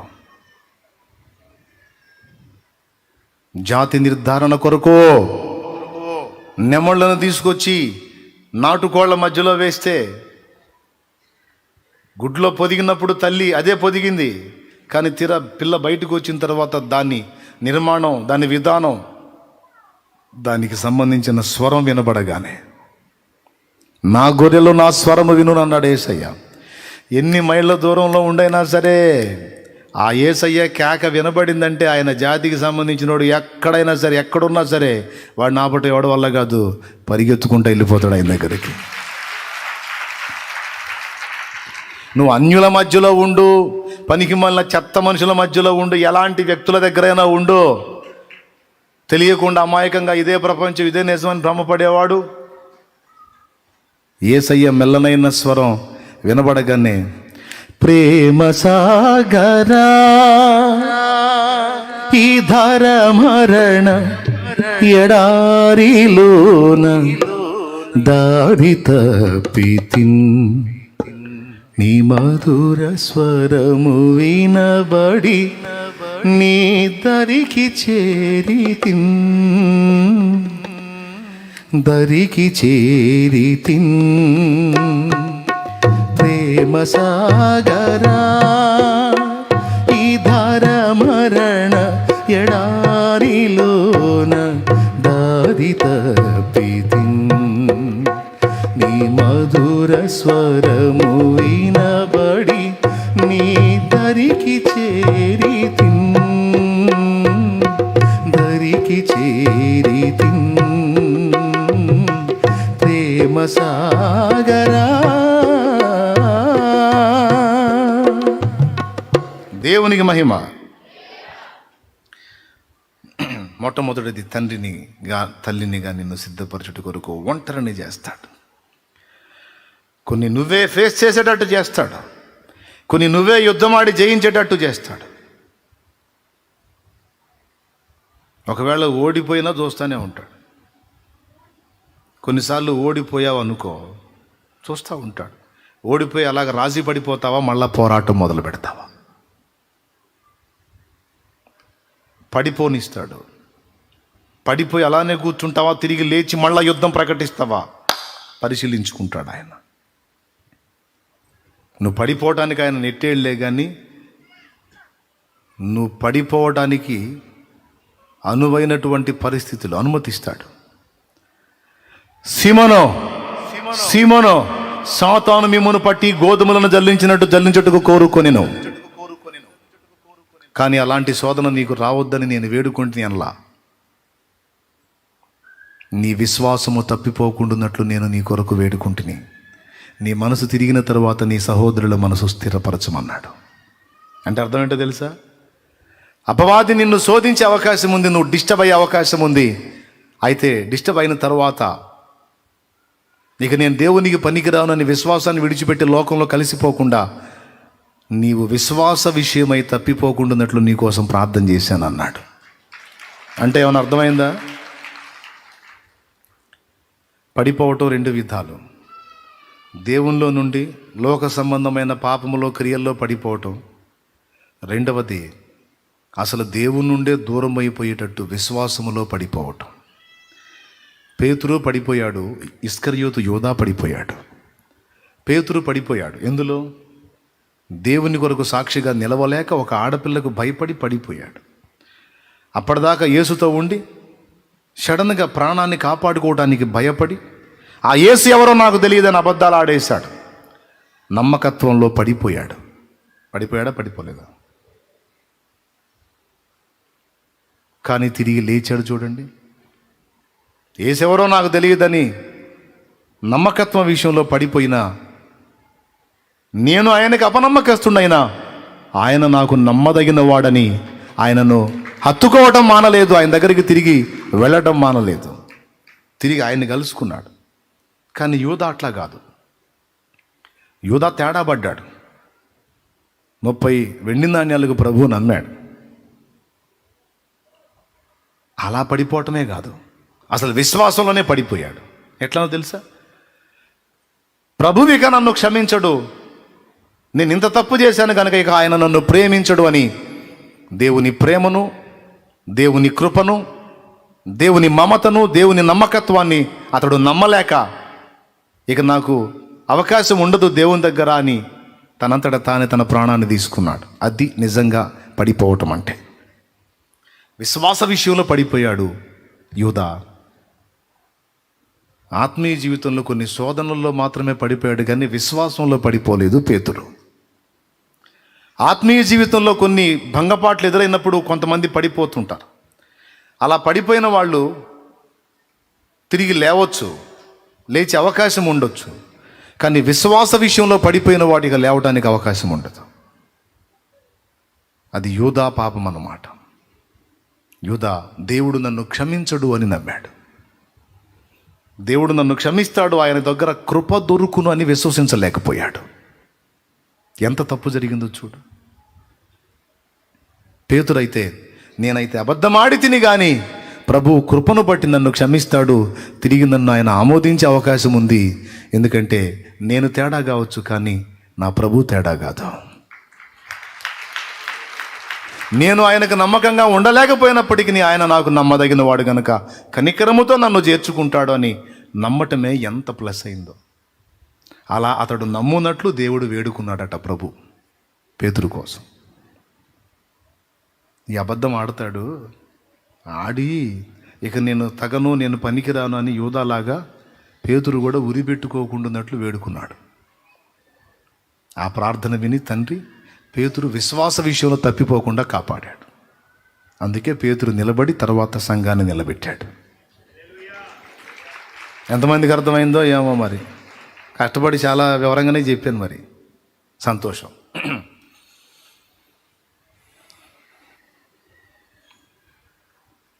మొట్టమొదటిది ఏం చెప్పాను? ఎందుకు మనల్ని ఒంటరిని చేస్తాడు? తల్లుల వలె, తండ్రుల వలె మనం ఎదుగునట్లు, అనుభవాలు గడించి బాధ్యతలు మనం ఎరిగి ఇతరులకు నేర్పునట్లు మనల్ని ఒంటరిగా చేస్తాడు. రెండవది జాతి నిర్ధారణ కొరకు.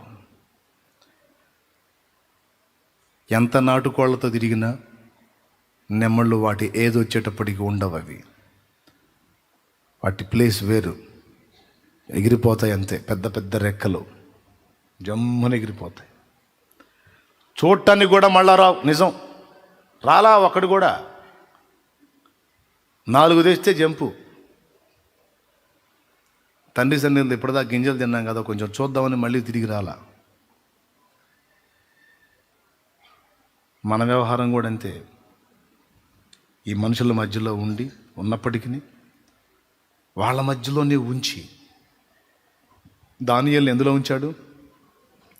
భక్తుడైన దానియేలును బబులోనులో ఉంచాడు. కానీ చూసారా ఎట్లా ఉన్నాడు? బబులోనులో ఉన్నప్పటికీ ఇంకొక విచిత్రమైన విషయం చెబుతా. ఇప్పుడు నెమళ్ళు నాటుకోడితో తిరిగినాయి కదా, ఎంత నాటుకోడి గుడ్లు పొదిగినా ఆ నాటుకోడితో తిరుగుతూ అది తిన్నవన్నీ ఈ తినవు. మా మమ్మీ ఏంది ఏది పెడితే అది తింటుంది. అసలు మా మమ్మీ ఇదేనా డౌట్ వాటికి. అది తినేది మేము ఎందుకు తినలేకపోతున్నాం?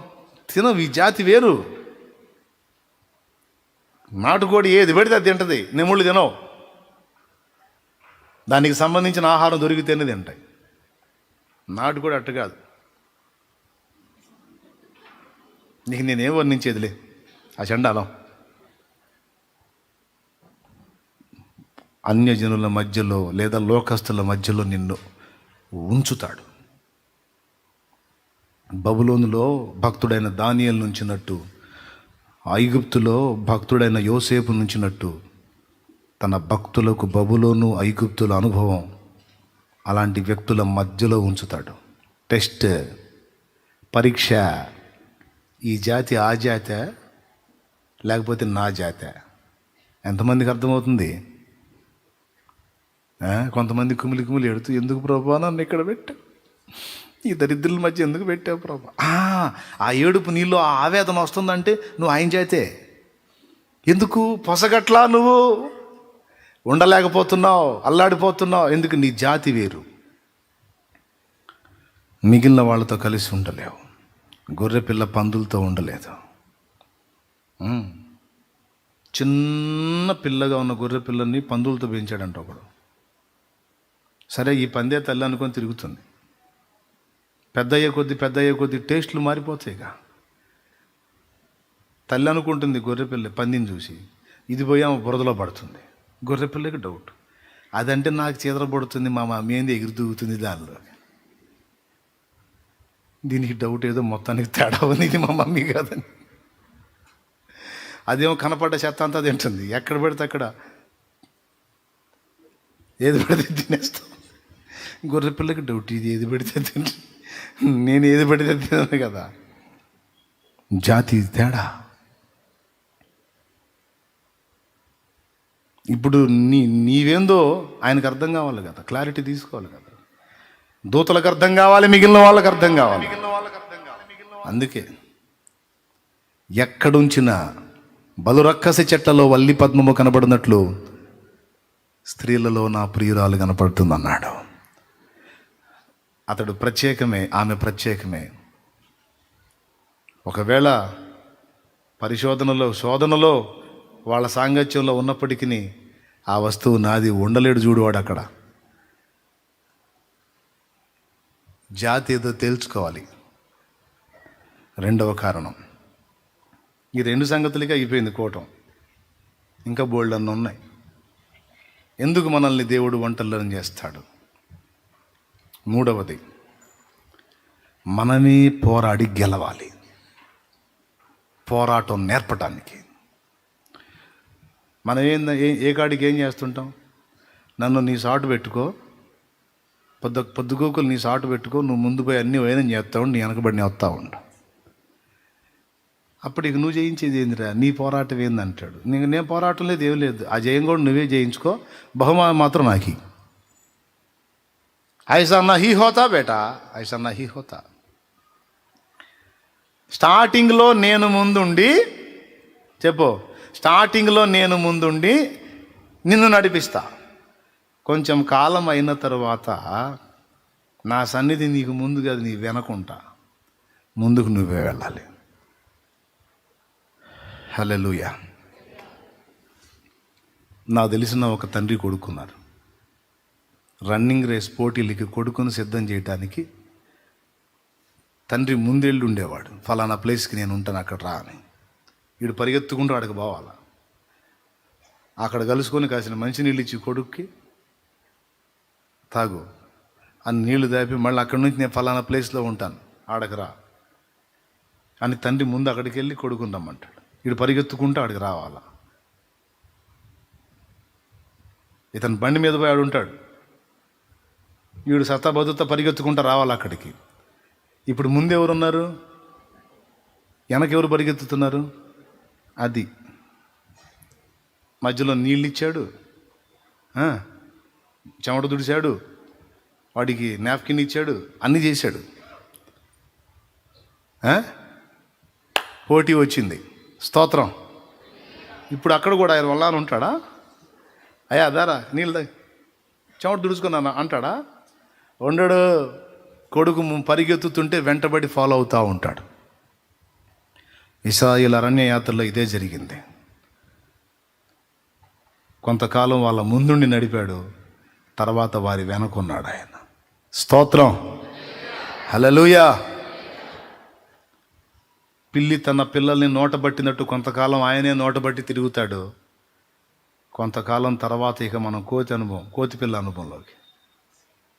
కోతి అనుభవం అంటే జిలాగు చేష్టల గురించి చెప్పట్లేదు నేను. కోతి పిల్ల, కోతి పట్టుకోదు పిల్లని, పిల్లే పట్టుకోవాలా. నీలో అది తీసుకొని రావటానికి నిన్ను ఒంటరిని చేస్తాడు. ఇక ఆయన ఎడంగా పోతుంటాడు, ఇక నువ్వు వెంటబడాలా. నిన్ను అడ్డగించే వాటిని అనేకమైన వాటిని నీకు ఆయనకి మధ్య రప్పిస్తాడు. హలో, లోతైన ఆత్మీయతను సాధన చేసే వాళ్ళకి మాత్రం ఇది అర్థమైద్ది. రకరకాలై రప్పించి ఆయన అవతల ఉంటాడు, నువ్వు యువతలు ఉంటావు, రమ్మంటాడు. నేను రాలేకపోతున్నా, రావాల్సిందే నువ్వు. నా వల్ల కాబట్టి నువ్వే చేయాలా, నువ్వే పోరాడాలి, రా. కావాలంటే బలాన్ని ఇస్తా, శక్తిని ఇస్తా, యుద్ధం మాత్రం నువ్వే చేయాలి.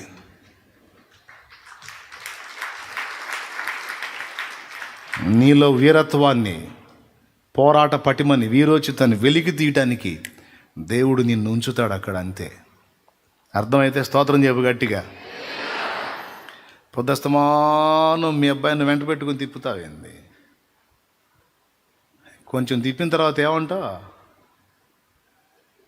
ఇప్పుడు సైకిల్ నేర్పేవాడిని, నేర్పేటప్పుడు ఎట్లా? ఫస్ట్ నువ్వే అన్నీ పట్టుకొని, ఇక వాడు హ్యాండిల్ చూసే పని లేదు, పడతాను అటు పడతాను అని చూసుకునే పని లేదు, అవి రెండు నువ్వే చూస్తావు. వాడు ఏం లేదు, పెడల్ చూసుకొని తొక్కుతూ ఉంటాడు.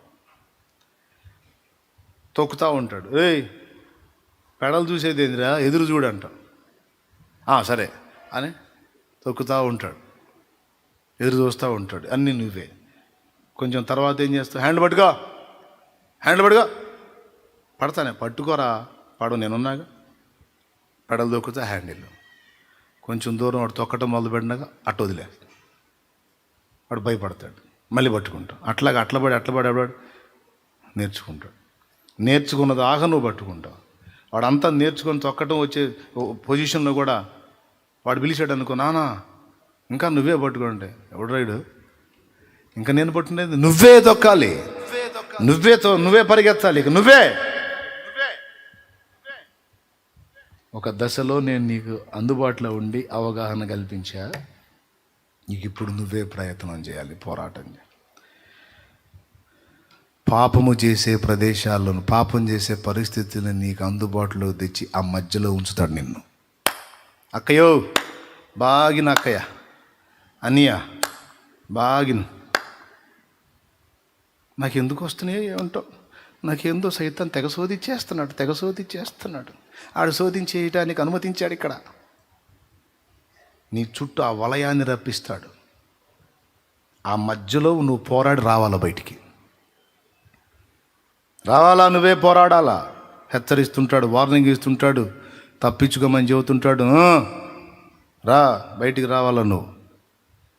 అన్ని సంఖ్యలు బంధించినట్టు అన్ని సంఖ్యలలోకి నెట్టేస్తాడు. ఛేదించుకొని బయటపడమని పిలుస్తూ ఉంటాడు, రమ్మని. అదే జయం కొరకు పోరాటం. అపజయముల మధ్య వెనుకంజ వేయకుమా, పోరాడుచున్నది అంధకార శక్తులతో.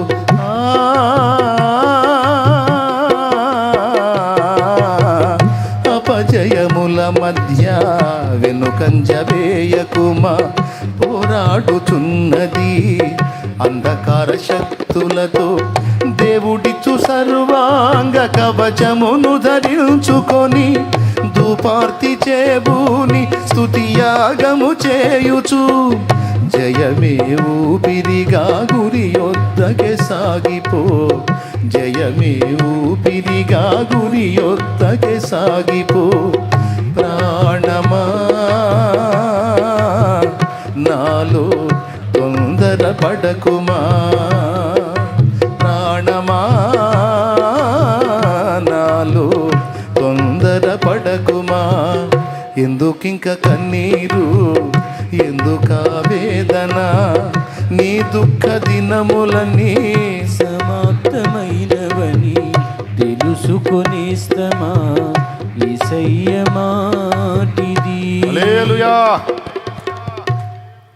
ఆకర్షణలు కావచ్చు, పాప ఇచ్ఛలు కావచ్చు, భోగేచ్ఛలు కావచ్చు, లోకాపేక్షలు కావచ్చు, ప్రతికూలతలు కావచ్చు, సమస్యలు కావచ్చు, ఒక సుడిలోకి నెట్టబడ్డట్టుగా ఆటిల్లో పడితేనే అసలు నీలో ఉన్నదేందో బయటకు వచ్చింది. అది బయటికి నీలో ఉన్న సత్తువ శక్తి, దేవుడిచ్చింది ఏముందో అది నీలోంచి వ్యక్తపరచబడాలంటే వాటి మధ్యలో నలిగినప్పుడే వ్యక్తం అవుతుంది. అర్థం కాదు చాలామంది, ఎందుకు ఇట్లా అవుతుంది అని. ఆ చట్రంలో ఉంచబడ్డావు నువ్వు. గమనిస్తున్నాడు.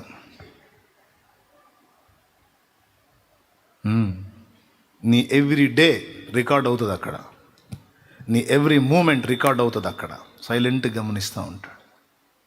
ఏ ఘట్టంలో ఎలా స్టెప్ తీసుకుంటున్నావు, ఎక్కడెక్కడ ఎలా స్పందిస్తున్నావు, ఎంతవరకు చేంజ్ వచ్చింది, ఎంతవరకు నువ్వు ప్రతిఘటిస్తున్నావు, ఎంతవరకు ఎదురు తిరుగుతున్నావు, ఎంతవరకు నీలో పోరాట పటిమలో మార్పు వచ్చింది, అంత అబ్జర్వ్ చేస్తూ ఉంటాడు ఆ జగన్నాటక సూత్రధారి. కొన్నిసార్లు దెబ్బలు తిని గాయాలైనప్పుడు ఓదారుస్తాడు, భయపడవాడు, జస్ట్ కట్టుగట్టి వెళ్తాడు. మళ్ళీ నువ్వే తనులు తినాలి, మళ్ళీ ఫైట్ చేయాలి. మళ్ళీ పూర్తిగా అసలు నువ్వు మొత్తానికి పోకుండా మళ్ళీ వచ్చి కొంచెం అప్పుడప్పుడు అరుదుగా, ఇప్పుడు కూడా అప్పుడప్పుడు మనకు ఆయన సన్నిధి అనుభవం తగులుతుంటుంది చూడు. స్టార్టింగ్లోనేమో సమృద్ధి, ఇప్పుడేమో ఎప్పుడన్నా ఒకసారి బాగా మనకి హింసగా అనిపించినప్పుడు మాత్రం జస్ట్ అట్లా ఎంటర్ అయ్యి కొంచెం అట్లా తప్పించి మళ్ళీ పోయి కూర్చుంటాడు. లేకపోతే ఆయన అనుకున్న కొలతలోకి నువ్వు రాలేవు. కాబట్టి నెంబర్ 1 నీ జాతి నిర్ధారణ కొరకు, నెంబర్ 2 తల్లి వలె తండ్రి వలె ఒక పెద్దగా నిన్ను చేయుట కొరకు, నెంబర్ 3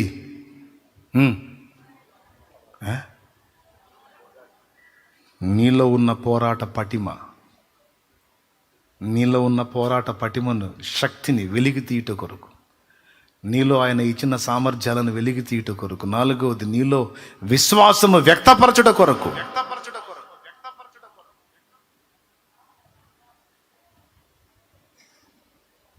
ప్రతి మెట్టులో నీ విశ్వాసాన్ని ఎలా వ్యక్తం చేస్తున్నావో ఆ విశ్వాసం వ్యక్తమవుతూ ఉంటుంది. కఠిన పరిస్థితుల్లోనే విశ్వాసం వ్యక్తమయ్యేది. అన్ని సజావుగా సాగుతున్నప్పుడు నువ్వు ప్రభువుని సేవించటం విశ్వాసం ఎలా అవుతుంది?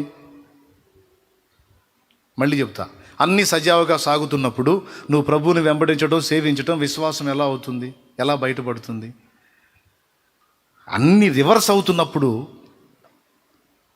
నువ్వు ప్రభువుని విశ్వసిస్తావు చూడు, ప్రతికూలతల్లో విశ్వసిస్తావు చూడు, ఆ ప్రతికూలతలోనే నీ విశ్వాసం అనేది నిగ్గుదేలుతుంది, వ్యక్తపరచబడుతుంది, బహుమానం పొందనర్హమవుతుంది. ఏమంటున్నాడు? శోధింపబడిన మీదట నేను సువర్ణమై మారెదను. శోధింపబడిన మీదట నేను సువర్ణమై మారెదను. నేను వెళ్ళే మార్గము నా యేసుకే తెలియును. నేను వెళ్ళే మార్గము నా యేసుకే తెలియును. స్తోత్రం. నా కుమారుణ్ణి అంత కఠినమైన పరీక్షలో ఉంచాను నేను, అంత కఠినమైన చేదైన పరీక్షలో ఉంచాను నా కుమారుణ్ణి. దూతలారా, అనుకూలంగా ఉన్నప్పుడు అతను నాకు విశ్వాసం చూపుట కాదు, ప్రతికూలతలలో ఉండి కూడా నన్ను విశ్వసించాడు. ఇప్పుడు చెప్పండి, అతను బహుమానానికి పాత్రుడా కాదా అని అడుగుతాడు. ప్రతికూలతలలో, కఠిన పరిస్థితులలో తను ఊహించని చేదైన అనుభవాల్లోకి నెట్టేశా నా కుమార్తెని. అయినా నన్ను హత్తుకుంది నా బిడ్డ. హల్లెలూయా. అయినా నన్ను పెనవేసుకుంది నా కుమారి. దూతలారా చెప్పండి, నా బిడ్డ విశ్వాసాన్ని బట్టి ఇప్పుడు బహుమానానికి పాత్రురాలు కాదా? అవును తండ్రి, ఆమె బహుమానానికి పాత్రురాలు.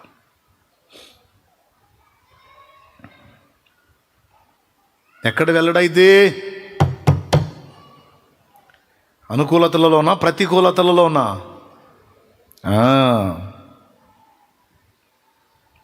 దేవునికి మహిమ. మరి ఇప్పుడు ఆ విశ్వాసం వెల్లడయి నువ్వు బహుమతి పొందాలంటే ఎందులో నెట్టాలా, ఎందులో తేలాల రంగు? అది అందుకు ఒక దశలోనేమో నీకు అందుతాడు, మరో దశలోనేమో నువ్వే పోరాడంటాడు. ప్రార్థన చేస్తున్నా, నువ్వు పోరాడమని చెయ్యి ప్రభువా.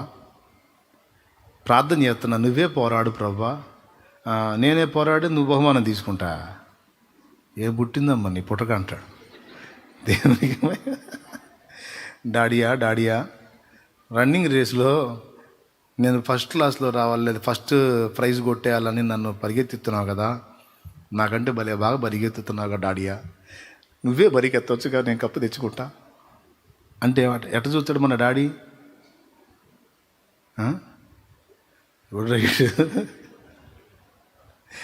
నేను నీకు అనుభవాలు నేర్పుతా, అక్కడ రన్నింగ్ పోటీలో నేను నీకుండను, ప్రత్యర్థులే ఉంటారు. హలో, నేర్చుకునే ట్రైనింగ్లో మాత్రమే నేను నీకు తోడుంటా. రంగంలోకి దిగిన తర్వాత ప్రత్యర్థులే ఉంటారు, నేను ఉండనురా, నేను పక్క నుండి చూడటమే. అక్కడక్కడ రేబాయ్ శబ్బాష్ చలో పరిగెత్తు అని చెప్పటమే మన పని. పరిగెత్తి పరిగెత్తి ముందుకు పడతావో వెనక్కి పడతావో, ఏమవుతావో, గెలుస్తావో ఓడిపోతావో చూస్తా ఉంటా, ప్రోత్సహిస్తా, అవసరమైతే చేతులూపుతా. అంతేగాని నేను లోపలికి వచ్చి నువ్వు పక్కకు వర నేను పరిగెత్తుతాను అనేది లే. నేను పరిగెత్తితే నువ్వు బహుమానం తెచ్చేది ఏంద్రా? నువ్వే పరిగెత్తాలి, నువ్వే పోరాడాలి. ఆ అవగాహన కల్పించేంత వరకు నేను నీతో ఉంటా. తర్వాత నీ ప్రత్యర్థుల మధ్యలోకి దించుతా నిన్ను. ఇప్పుడు నీ ప్రత్యర్థులు ఎవరు? లోకాశలు, శరీరాశ, నేత్రాశ, జీవపుడంబం, భోగేచ్ఛలు, కామేచ్ఛలు, పాపేచ్ఛలు, ప్రలోభాలు, అన్నీ అగచాట్లు, హింసలు, నిందలు, అవమానాలు, వ్యతిరేకతలు, ప్రతికూలతలు.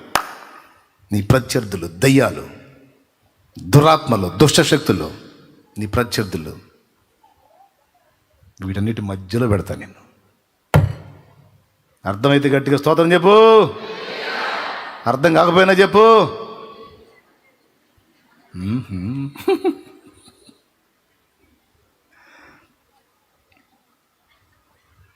అందుకే మరి ఇట్లా బలపరిచే దేవుడు.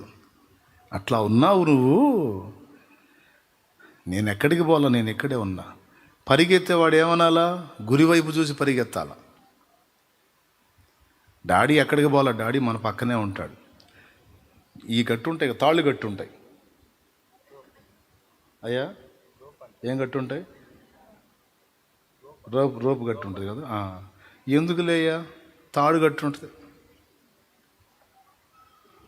అటు తాళ్ళు ఇటు తాళ్ళు మధ్యలో వీళ్ళు పరిగెత్తాలి. తాడుకు వెలపడ తింటుంటాడు. ఈరోజు నిన్ను నన్ను అలా మన పాస్టర్లను కూడా ఇప్పుడు అంతే వదిలే నేను. విజయన్న ఉందా ఇంకా? స్తోత్రం. మెలకుగుండు అన్న, మెలకుగుండు. అందరూ ఉండండి. ఒక్కొక్కరిని రంగంలో దించి అట్నే వదులుతా ఉన్నా నేను కూడా. స్తోత్రం. హల్లెలూయా. ఇప్పుడు శ్యామను ఉన్నాడు రెక్క కింద, రేపు శ్యామను కూడా వదులుతా. పరిగెత్తాలి, అందరూ పరిగెత్తాలి. నిగ్గు తేలాలి. తండ్రులు కావాలి, తల్లులు కావాలి, నాయకులు కావాలి, విశ్వాస వీరులు కావాలి, బహుమానం పొందాలి, జాతి నిరూపణ జరగాలి.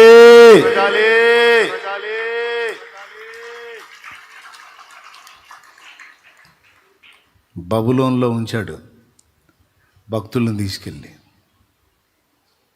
ఈ అనుభవాలే. యూదాలోనేమో అందుబాటులో ఉండి అన్నీ తానయ్యాడు. ఆ అనుభవాలు నేర్పి దేవునితో కనెక్ట్ అయిన తర్వాత బానిసలుగా కొనిపోయేటట్టు చేశాడు. ఈ నలుగురిని అందులో చేర్చాడు. చేర్చి వాళ్ళని అసలు పట్టించుకున్నట్టు దేవుడు మౌనం అయిపోయాడు. విచిత్రం చెప్పనా? వాళ్ళని దేవుడు పట్టుకోలేదు, బబులోన్లో వాళ్ళే దేవుణ్ణి గట్టిగా హత్తుకున్నారు. హల్లెలూయా, హల్లెలూయా. బబులోన్లో వారే దేవుని హత్తుకున్నారు. రాజువైన నెబుకద్నెజరు, ఇందును గూర్చి నీకు ప్రత్యుత్తరం ఇయ్యవలన చింత మాకు లేదు. నువ్వు వేడిమి గల అగ్నిగుండాన్ని సిద్ధపరిస్తే అందులోంచి మమ్మల్ని కాపాడలేనంత చేతగానోడు కాదు మా దేవుడు. కాపాడకపోయినా పర్వాలా, మేమైతే వెనకడుగు వేసేది లేదు. మా విషయంలో ఆయన అపనమ్మకస్తుడు అయితే కానీ, ఆయన కాడు, అపనమ్మకస్తుడిలాగా చేస్తే చేయని, మేమైతే ఆయనకి నమ్మకంగా ఉండాలనుకుంటున్నాం. ఎక్కడ బయటపడింది వీళ్ళ నమ్మకత్వం? ప్రతికూలతలోనా అనుకూలతలోనా? అది అర్థం కావాలి. ప్రతికూలతలో బయటపడింది వీళ్ళ నమ్మకత్వం, వాళ్ళ విశ్వాసం. అనుకూలతలో ఏడ బయటపడింది? దానియేలు ఒకవేళ యోధాలోనే ఉన్నాడు అనుకో, షడ్రకు మేషకు అబేద్నెగోలు యోధాలోనే ఉన్నారనుకో, నీకు నాకు తెలిసేవాళ్ళ? అది అసలు రహస్యం. స్తోత్రం. నీకు నాకు తెలియరు ఇక వాళ్ళు. ఎందుకంటే వాళ్ళ విశ్వాసానికి అగ్ని పరీక్షలు లేవు, అక్కడ పోరాటం లేదు, ప్రతికూలతలు లేవు, నిందలు లేవు, అవమానాలు లేవు, ఎదురు దెబ్బలు లేవు, అగ్నిగుండం లేదు. యోధా దేశంలో హ్యాపీ. ఒక దానియేలు నీకెట్ట పరిచయం అవుతాడు? ఒక షడ్రకు మేషకు అబేద్నెగోలు నీకు ఎలా పరిచయం అవుతారు? వాళ్ళని దేవుడు ఘనపరచాలనుకున్నాడు. కొట్టు చప్పట్లో.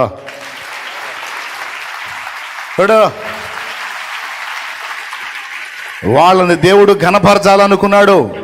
రాబోతున్న తరాలలో అనేకులకు మాదిరిగా వాళ్ళని చేయాలనుకున్నాడు. కాబట్టే భక్తులను తీసుకెళ్ళి బబులోన్లో పెట్టాడు. స్టార్టింగ్ ఏమని మనం ఎత్తుకున్నాం? భక్తులకు బబులోను అవసరమా? భక్తులు బబులోనికి ఎందుకు? అది ఎందుకంటే ఇందుకు. మీరే ఆలోచించుకోండి. ఈ నలుగురు అక్కడికి వెళ్ళకపోతే మనకు తెలిసేవారా? వాళ్ళ నుండి పాఠాలు ఏమన్నా మనం పొందేవాళ్ళమా? వాళ్ళు మనకు తెలియాలంటే యోధాలో ఉంటే తెలియరు. సో వాళ్ళని ఎందుకు తెలిసి బానిసలుగా ఇబ్బందులకు, నిందలకు, అవమానాలకు, అగ్నికి అప్పచెప్పాడు? శ్రమలకి. వాళ్ళని ఆయన ఘనపరచాలనుకున్నాడు. వారి విశ్వాసాన్ని, వారి నమ్మకత్వాన్ని, వారి క్రమాన్ని. ఎంత ప్రేమ దేవుడంటే!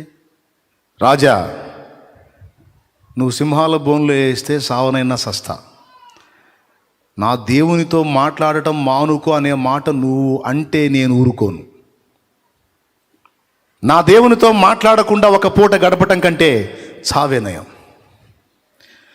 క్షణమైన నీ నామం మరువకుంటిని, మరణమైన మధురముగా ఎంచుకుంటిని. తండ్రి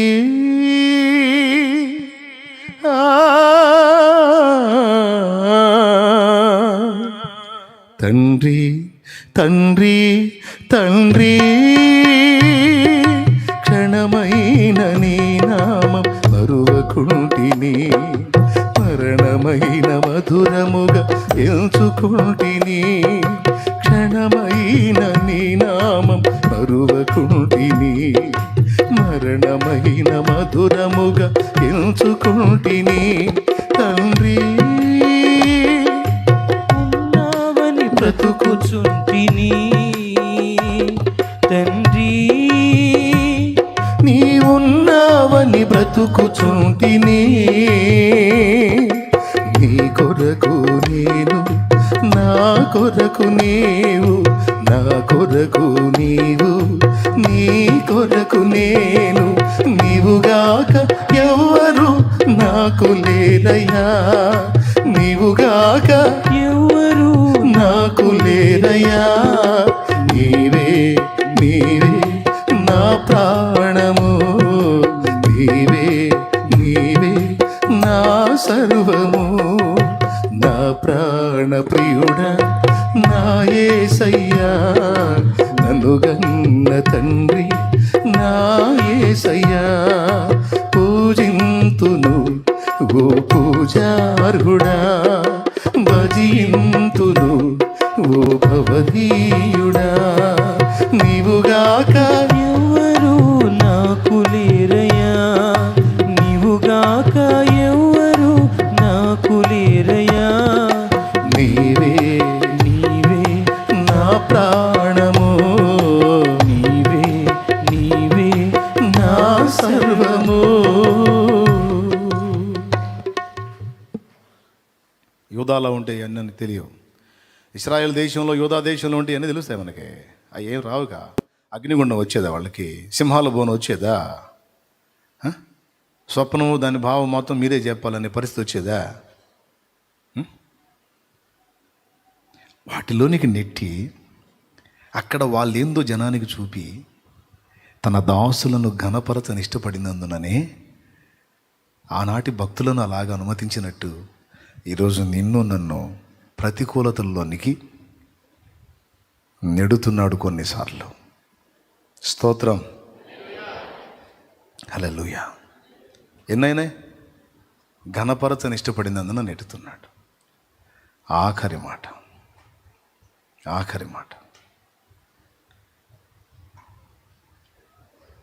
మనల్ని అలా నెట్టివేసి ఆయన కొరకు మనకు ఎంత ఆకలి ఉందో పరీక్షించుకుంటాడు. ఎంతవరకు వెంటబడతాం, ఎంతవరకు ఆయన వెంటబడతాం, ఎంతవరకు ఆయన కోసం పరితపిస్తాం, ఎంతవరకు ఆయన కోసం ఆరాటపడతాం. సైలెంట్గా అబ్జర్వ్ చేస్తుంటాడు. తన భక్తుల్లో ఇదంతా వెతుక్కుంటాడండి దేవుడు. హల్లెలూయా. జాతి లక్షణాన్ని రుజువు చేయటానికి, తల్లి వలె తండ్రి వలె మనల్ని పెద్దలుగా చేయటానికి. మూడోది,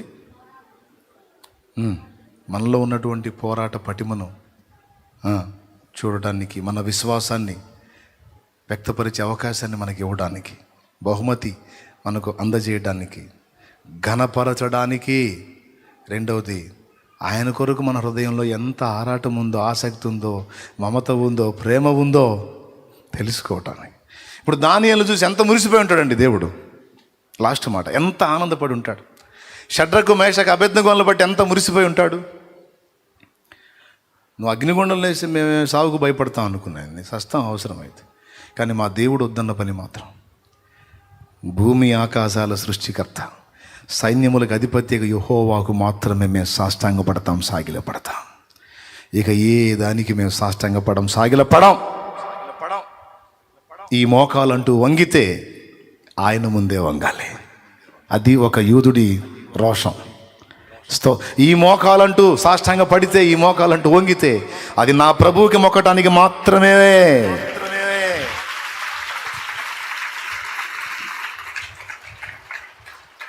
ఈ పెదవి ముద్దాడాలంటే నా ప్రభువునే. ఇక దేనికి మోకాళ్ళలోనకయో దేన్ని ముద్దు పెట్టుకొనకయో ఉందమని మా తీర్మానం.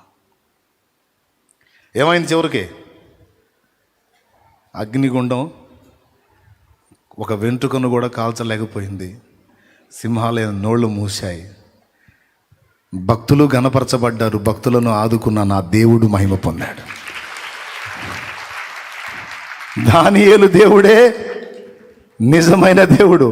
షడ్రకు మేషకు అబేద్నెగోల దేవుడే పూజార్హుడు.